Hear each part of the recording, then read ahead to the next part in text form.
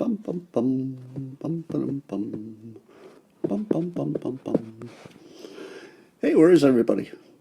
Come on in. It's time. It's time for Coffee with Scott Adams.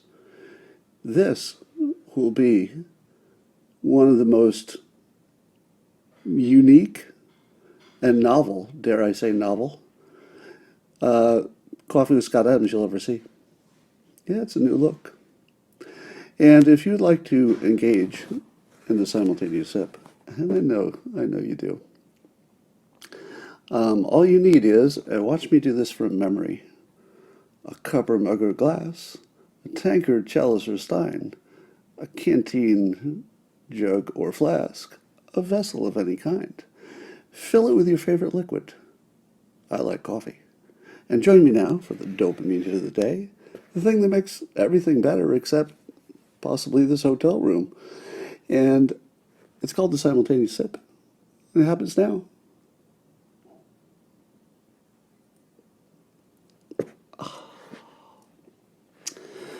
So I'm out of town, although I may be returning to town soon, sooner than I hoped. The fire that's near where I live in California, in the East Bay, has now, the evacuation zone is extended to right next to my neighborhood. So the next time they extend it, I will be taking an early flight back and clearing out my house and grabbing the animals and making a run for it. I'm hoping that doesn't happen. I think it's a 50-50 at this point. But it looks like they're going to make a stand. The fire department's calling in lots of out of state and other help. And it looks like they're going to make a stand on a certain road that, if they succeed, would be a really big deal. So they'd save a lot of houses. But enough about me. Do you want to hear about the news? Yes, my house is in danger, not at the moment, but I'd say the odds of losing it are maybe 25%. Do you know how hard it is to enjoy your time away from home if you think that there's a 25% chance you'll come back to a charred ember? Very hard. Very hard to enjoy my time off. Let's just say, if you're going to plan some time away, don't do it when your house might burn up. That's my vacation advice for you. Now, you're probably asking, Scott, why are you laying on the floor? Well, I'm in a very high-end hotel situation here. It's actually sort of kind of a home. And somehow they designed this so there are no outlets in any place you would want to use an outlet. So the only place in this whole place that I could figure out how to set up my situation here was lying on the floor in the corner next to the wastebasket. So that's about as good as I can do because my computer was low on power. Let's talk about all the fun things. So the funniest story of the day is that Richard Spencer, you all know Richard Spencer, most famous, well, maybe second most famous racist in the United States, and one of the organizers of, and here's the fun part, the Charlottesville Tiki Torch guys. All right, so get this. One of the organizers of the Charlottesville racist event, Richard Spencer, just endorsed Biden. Could that be any better?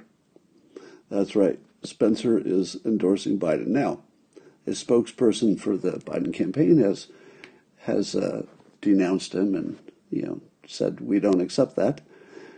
But where is Biden himself? Is that good enough for you? Is it good enough that a spokesperson denies the endorsement? I have to ask myself, if a racist likes Biden, doesn't that make him a racist, Joe Biden? Doesn't it? Well, I think it does. I learned this from Democrats. I learned that you become whoever endorses you, which is weird because all the people who endorse you are different, but you become all of them simultaneously. That's what they told us with Trump, that if anybody bad ever endorsed him, then Trump must be bad because those are the people who are endorsing him, right? Totally, it's logical. So if Richard Spencer endorses Biden, I don't make the rules. That's their own rule. Excuse me while I roll on my stomach here, trying to find a way to be comfortable. So that's going on. And I can't think of anything that's funnier than that. Now, the beauty of it, of course, is it's all ridiculous and nobody cares what this one person, thinks. He may be trolling. We don't know. But it puts him in the news. Do I hate the fact that the organizer of the Charlottesville event, which later the media turned into the Charlottesville Fine People hoax, do I mind that he's in the news again? No, I do not. Somebody says, did I get a chance to see the Vice special on Charlottesville? I did not, but I wouldn't trust Vice for anything, so I would expect that whatever they came up with might not be that credible. So anyway, the rules that the Democrats have taught us, and I think we should play by their rules, because they're very clear and they make so much sense. One is that Biden is a racist because a racist endorsed him. I think that's just obvious, QED. And then the other is that he confirms that he's a racist by not denouncing him. Now you're saying to me, Scott, but his spokesperson denounced him right away. Oh no, that doesn't count. No spokesperson denouncing.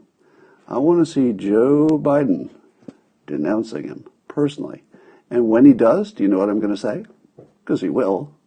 Do you know what I'm going to say?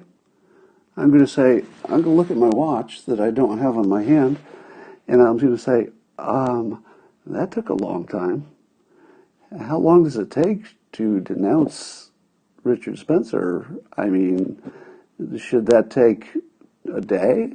If you've got Twitter, you know what Twitter is. You have a phone. Just tweet it out. Joe Biden, I denounce him. So those are the rules. Somebody says, so you're confirming David Duke and Trump are racist. I'm just saying that the rules need to be the same. So it looks like the only people running are racists this time. So if you want a non-racist, I'd recommend Kanye. Really, if that's your thing. So, all right, enough about that. So speaking of Biden, who I like to call asshole Joe Biden, because as I've described it too often, by Joe Biden making the Charlottesville Fine People hoax the centerpiece of his campaign, that's maybe stupid. Maybe he doesn't know it's a hoax, but by now somebody's told him. By now, somebody's told him it's a hoax. By now, he's certainly read the transcript. Okay, probably not. But in any way, he's either really stupid or he's really evil. Those are the only options if you're making that the centerpiece of your campaign. But ABC interviewed him, David Muir. David Muir has been in my home. It's one of the small world sort of thing. David Muir interviewed me years ago when I had my voice problems. Nice guy. But he interviewed Biden, and he asked him about the allegations of his cognitive decline. And this was, if I can do my best impression of Joe Biden when asked on camera about his cognitive decline. Here was Joe Biden's answer.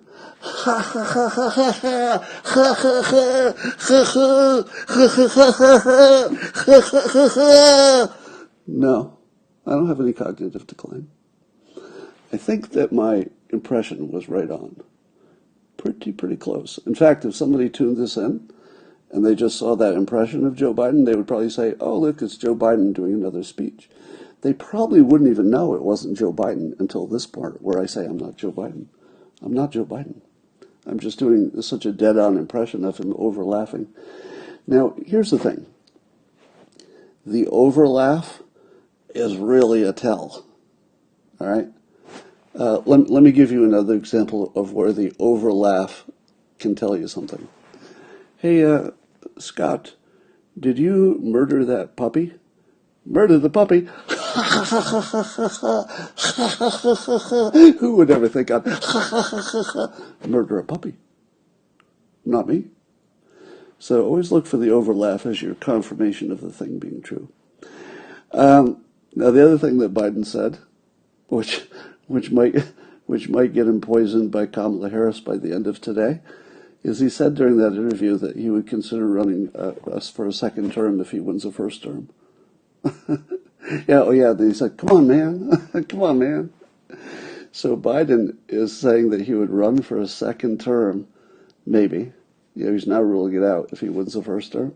What do you think Kamala Harris thought about that? She was probably, watching the interview for the first time, like everybody else is like, oh, let's see how the top of the ticket did. Joe Biden said he might run for a second term. And then she called Putin and asked him who his poison guy is. Who's your poison guy, Putin? Send him over here. Kellyanne Conway is announced she's leaving the White House. You all know the story. Her husband, George Conway, from the Lincoln Project, anti-Trumper, and then her 15-year-old daughter got involved in social media and was calling out her mother for being a Trump supporter. And Kellyanne decided to step away from her job, one of the highest profile jobs in America. And at the same time, her husband George decided to step away from the anti-Trump stuff, the Lincoln Project, and concentrate on the family. And I have to say, I gotta say, I respect that. I also have this weird respect for the whole family. I know I'm probably all alone in this, but there's something awesome about not only how brave they all are, because they'll all do everything in public. So they're really brave. They're all smart. You assume the kids are probably smart too. And they've all got incredible guts, and they'll just put anything out there. It's like they just operate on some different level where there's no filter. And it seems all three of them have that, at least the ones we know of, including the daughter. They all have that no filter thing, which I don't hate. I don't hate that. They've got some stuff to work out, it sounds like, but I just kind of like their spunkiness, the whole family. If they ever did a reality TV show, wouldn't you watch that? Can you imagine a better reality TV show than the Conways? I'd be all over that. All right. So the president gave his little press conference yesterday and announced that I don't know the details on this convalescent blood plasma thing. I was traveling when all that happened. I didn't catch up, but apparently he and the FDA have said that that's now on the table. So I don't know what it means yet in terms of the blood plasma, because it took about 1 minute for Jake Tapper to tweet that it was an unproven, possibly ineffective treatment. Have you ever heard that? Somebody says you mocked the child a few days ago. I did not. I did not. And you get blocked for that. So mischaracterizing my opinion in public always gets you blocked. So I did not mock the 15-year-old. Not at all. So what was I saying? Oh yeah. So fuck me. Excuse me. I gotta plug in my laptop before it dies on me. So the convalescent plasma stuff. So everybody knows that's you take the antibodies in the blood of somebody who's recovered, give it to somebody who needs it, and about half of them will do better or something. But there's some dispute about whether it works or whether it's lasting or whatever. But don't you think that all you need is a commercial market for that, and it would be huge? Because right now it's sort of a volunteer sort of a situation, isn't it? Fact check me on that. But I think that we don't quite have a structure set up that there's one way to get blood plasma. It's just sort of on the table now. Here's what I'd like to see. I'd like to see a bounty that rich people would pay to find somebody who's got the right kind of antibodies and to donate them so that that rich person can actually get those antibodies. If you make this a free market situation, and I don't know if you can because of there may be some medical, ethical reason you can't do that, but if you could, that would be enough to make it widespread because the rich people would overpay and that would subsidize the people who couldn't afford to pay. So you'd have to have some kind of a situation where it doesn't go only to the rich. But a typical situation is that the people who can pay overpay, that subsidizes some people who couldn't afford to pay at all. Might be a free market way to make that work. It could be big. Trump also stirred the water by tweeting an interview that Levin did with Dr. Harvey Risch of Yale. And Dr. Risch, R-A-S-C-H, is it Risch? Risch? He's a highly qualified Yale kind of guy and expert. And he thinks that hydroxychloroquine is, in his words, the most obviously proven effective thing of all time. I'm exaggerating a little bit. But in his view, the evidence is unambiguous. I don't know if that's true. I'm still putting hydroxychloroquine at 30% chance of being a big deal and that there's some conspiracy to cover it up, which is pretty big. A 30% chance that it's a conspiracy does not give you much confidence in the system. So, but I like the fact that Trump hasn't given up on that and that there is evidence that he's right.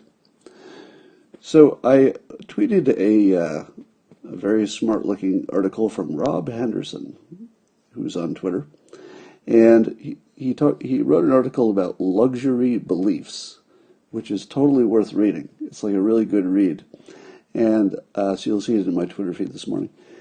And the idea is that there are some beliefs that are purely impractical for other people, but you look good if you adopt that belief. So an example would be rich people in favor of lots of immigration. Because if you're rich, that sounds very big of you. Yeah, all people, let them in. But it's not you who will pay. You just get, maybe a gardener and a chef because you have cheap labor. So it's really easy to be a rich person and be in favor of immigration because the people who get the chef from that are the people who are competing for the jobs at the lower end. So he talks about it as luxury beliefs. And he does a good job of tying it into other crazy things we do. For example, the reason that luxury brands exist at all is so that rich people can overpay for them.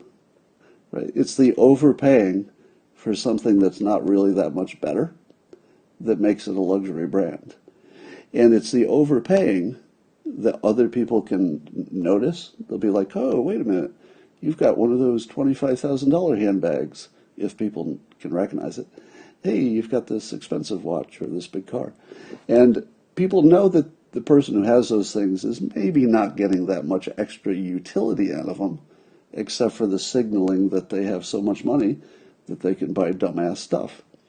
And if you look at the Black Lives Matter protests, you've got a full range of people at the street level, if you will, the people protesting, probably lower income for the most part, but the people who are higher income also, in many cases, are in favor of the protests, but they're not the ones who have to pay for any of this, right?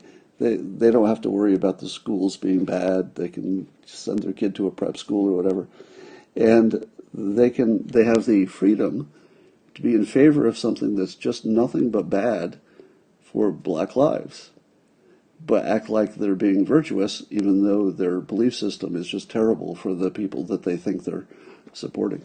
So anyway, he does a better job in his article. I would just point you to that. One of the funniest things that's happening right now is, you all know Brian Stelter on CNN. And he wrote a book that many have said, I'll use Trump's phrase, when Trump wants to distance himself from an idea but still get it across. He'll say, many people have said that Brian Stelter's new book is a ripoff of Mike Cernovich's film Hoaxed. Now, Hoaxed is one of the best things I've ever seen. It's actually really, really good for any kind of a film, documentary or other. Is one of the most enjoyable pieces of content I've seen in years, actually. And of course, I'm biased because I'm in it, but it's not the part that I'm in that's the good part. It's just the whole way it's organized and the way it finishes is just amazing. But anyway, so Brian Stelter has a book with a similar title, without the ED on the end, just Hoax. And he has somebody on, I guess yesterday, this Peter Pomerantsev, and he likened President Trump's frequent use of the word hoax to an information war game. And this guest said, he says it's a tactic used for undermining people's faith in anything. And in the long term, what this does is it makes people feel helpless and passive, because if they can't rely on anything out there, that means you can't change anything, which means you need a strong leader like Trump or Putin. Like Trump or Putin. Really, those are the only two strong leaders he could think of. The first two that came to mind were Trump and Putin. This ridiculous propaganda network.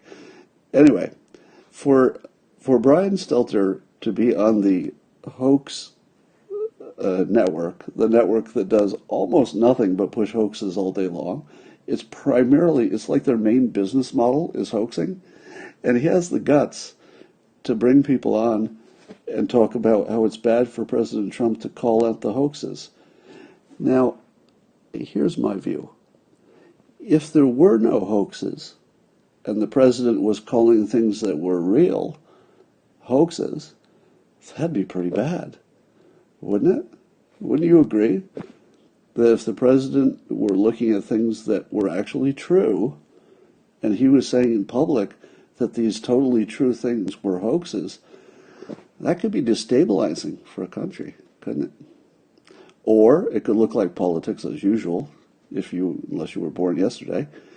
But I like to think that calling out a hoax is actually better than not calling it out.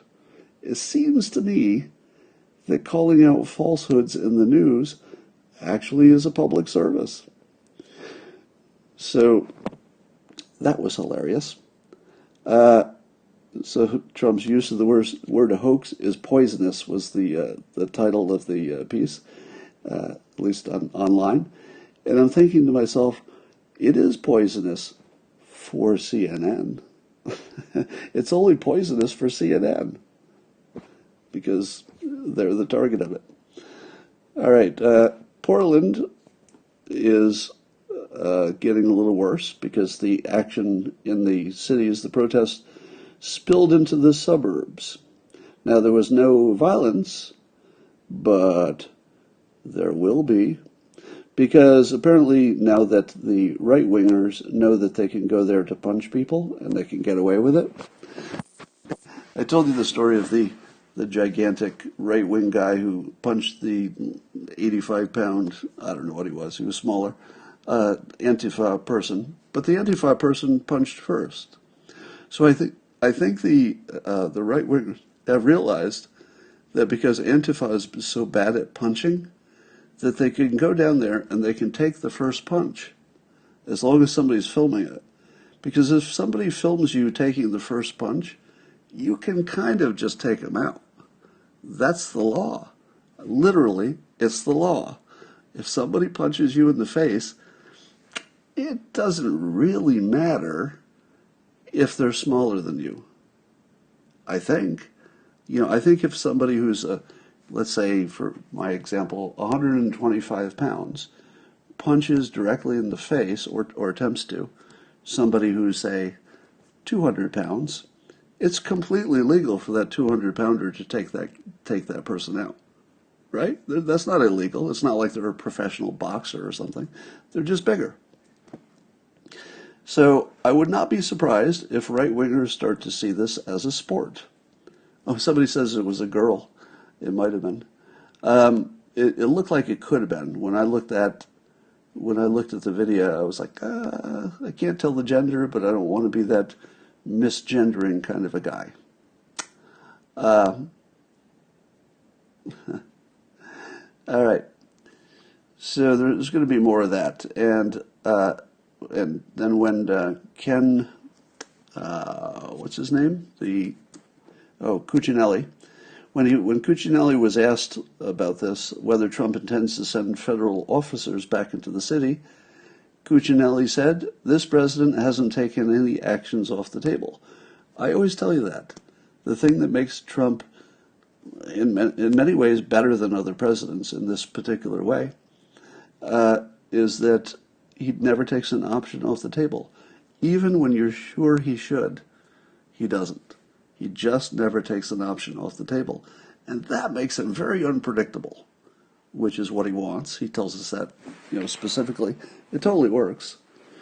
So there's that. At the same time, there's another Wisconsin shooting of police shooting a black man in the back. And now when you hear that and you say, police shot a black man in the back, what's your first thought? Oh my God, there it is again. The police are out of control. They shot somebody in the back. There's no way to justify that, right? Right? There's no way to justify somebody being shot in the back unless you watch the video, in which case I think I would have shot that guy in the back as well. Because here's what happened. If you watch the video, you'll see that the police stopped a guy. He's outside of his car. I didn't see what happened before that. But the person they stopped ignores police telling him to stop, turns his back to them, and walks toward his car. Now they follow him. They're not shooting him in the back just for walking toward his car. But he opens the car and he reaches inside and he refuses to do anything the police are telling him to do.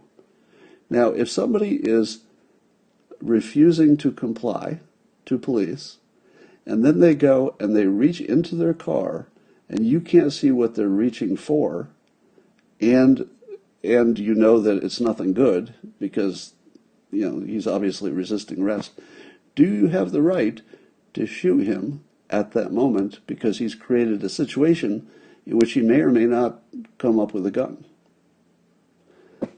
I feel like it's a gray area.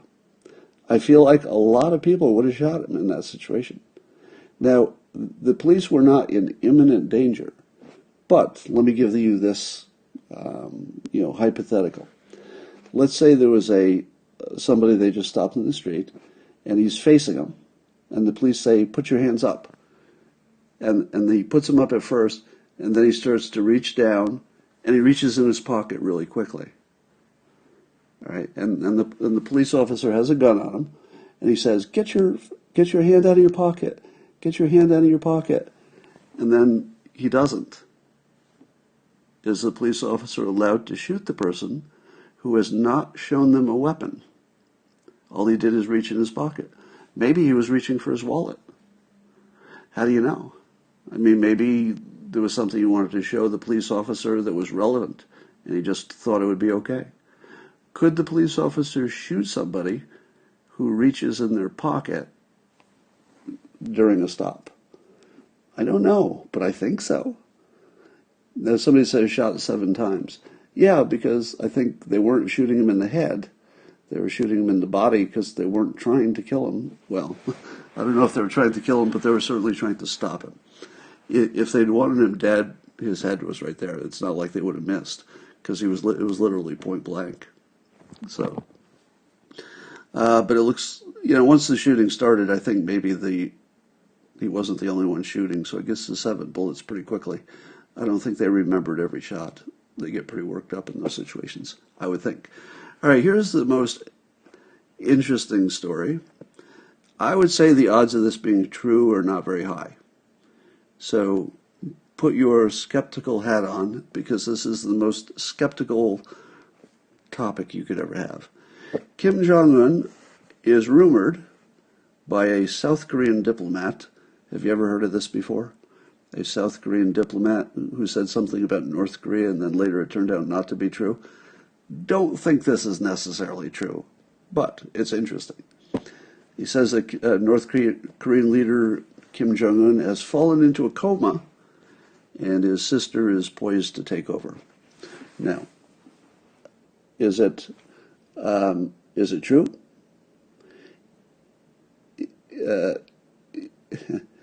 Is it true that Kim Jong-un is in a coma? Because if it is, I want you to hearken back, think back to the time when it was rumored by a South Korean diplomat, I think, that Kim Jong-un was dead or in a coma. Do you remember that? It wasn't too long ago. And what did I say? I said, they showed video later to show that Kim Jong-un was not only alive, but he was doing great. He was walking around touring some facility.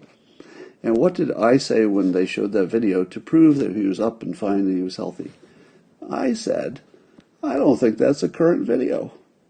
I think that might be from some time ago. And so I challenged the world to show me a living Kim Jong-un from that day forward that wasn't on video. Something we could confirm was definitely really him alive. And maybe there has been. I may have missed it. But and the bigger picture is, I don't think this South Korean diplomat is necessarily credible. So I wouldn't assume that we know anything that's happening there. All right. I believe that's what I wanted to talk about. Yeah, there's a Kim Jong-un rumor every 30 days, as somebody's saying there.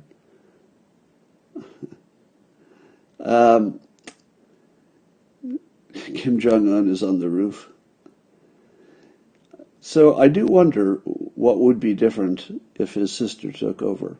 Because partly you think to yourself, hey, maybe the sister will be less of a hard ass. You know, maybe she'll be more willing to work with other countries and stuff.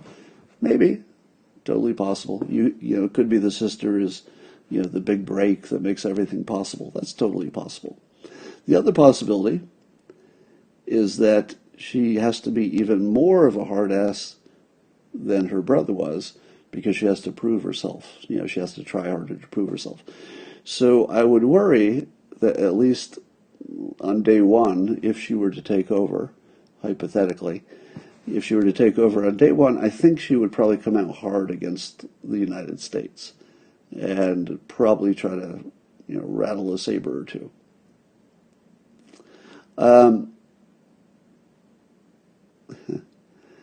All right, so we'll wait on that. They're doing the same thing with Joe Biden. So Biden's answer on the video where he laughed too hard that I talked about, his answer was, "Watch me, just watch me," and therefore you'll know that he doesn't have any cognitive decline. And I'm thinking, that's where we got it from. Watching you is why we're asking the question. So it's sort of like, you know, I won't do a bad analogy, but it's sort of like something that's a bad analogy. So I'm being called, my attention is being called to Hawk Newsom on Martha McCallum and Black Lives Matter. I haven't seen that, but apparently he made some news. Was he being extra radical? Because that seems to be where he sort of ended up. I assume that he was being extra radical. Wondering what my weight training program is? Any pointers? Well, I'm certainly not a role model for weight training, but I just do it regularly. If you read my book, How to Fail at Almost Everything and Still Win Big, you will see my description of using a system instead of a goal. And if you use a system, whatever one you develop for yourself, that's your best situation. Oh, what's the next hoax coming before the election? Well, if you could predict them, they wouldn't be good. So they sort of have to be unpredictable. But if you wanted to say, all right, what would be the category that would be most damaging to the president. So if you were going to invent a hoax, you would find something that people are already primed to believe is true, and you just want to give them some red meat that it is true. So it'll either be fake racism, fake sexism. At least the allegation will be fake. I think it'll be one of those. All right.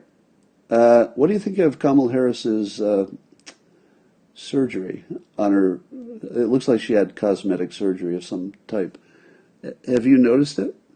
Because I guess when she appeared on camera before it was fully healed, and she looked a little not herself. And my expert told me that that's going to look really good pretty soon. And I would say that she did take some years off of her appearance. So I would say it did make her look younger, and so I think that's good. But it also made her look different, which is the whole point, to look different. I'm not entirely sure that it was an upgrade, but what do you think? Probably was. Took a few years off her. All right. Yes, 800,000 to each black person now.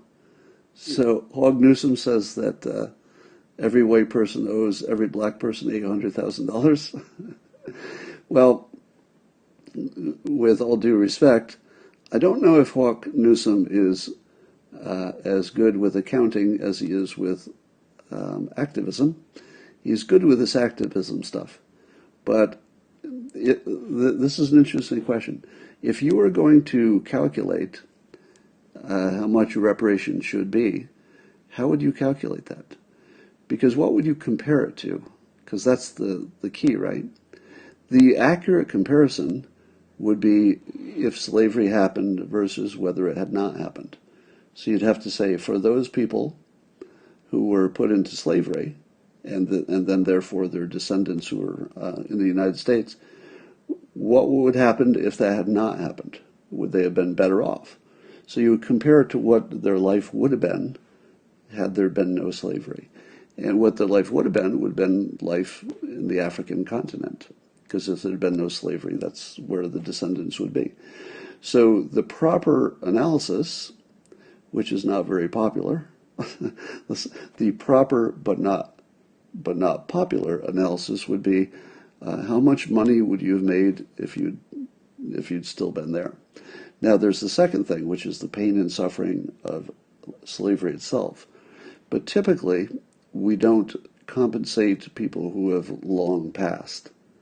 So if you look at the Japanese internment situation, I believe the reparations for that only went to living people who had been in the camps when in World War II, when the Japanese American citizens were rounded up and tragically put in camps.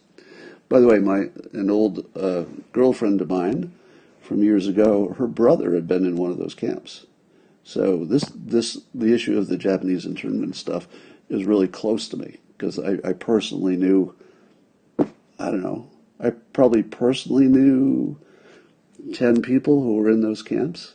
Think about that. I personally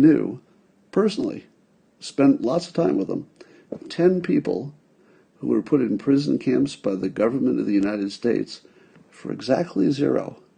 Nothing. They were just Japanese Americans. They weren't even Japanese, they were Americans. That's a hell of a thing. Now, in that case, I think reparations were completely understandable, but they were far less than they should have been. Because when the Japanese citizens were put in the internment camps, they often left property behind with nobody to take care of it because it was their family home or family property. And when they were in the internment camps, white people just stole it. They just stole it. So there were people who owned property who, when they got out of the camps, no longer owned it. And they had no recourse. It just wasn't theirs anymore. So when they got their little checks of, I don't know, $15,000 or whatever it turned out to be, it wasn't really it was not really close to compensating what a lot of them lost.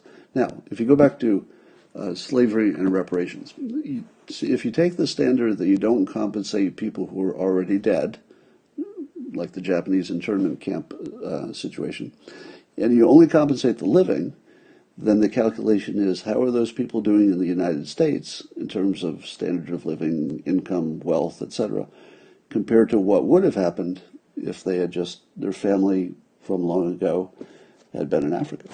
So that would be the proper analysis, in which case, and then the second thing you'd have to do is you'd have to calculate any social benefits that were, let's say, beyond the average.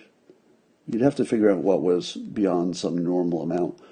But you'd probably have to figure out that, and then you'd have to take the cost of, I don't know, would you have to calculate the cost of the prison system? The cost of any welfare payments or any property crimes? Would you calculate the cost of the riots? Would those all be in the calculation? They should be.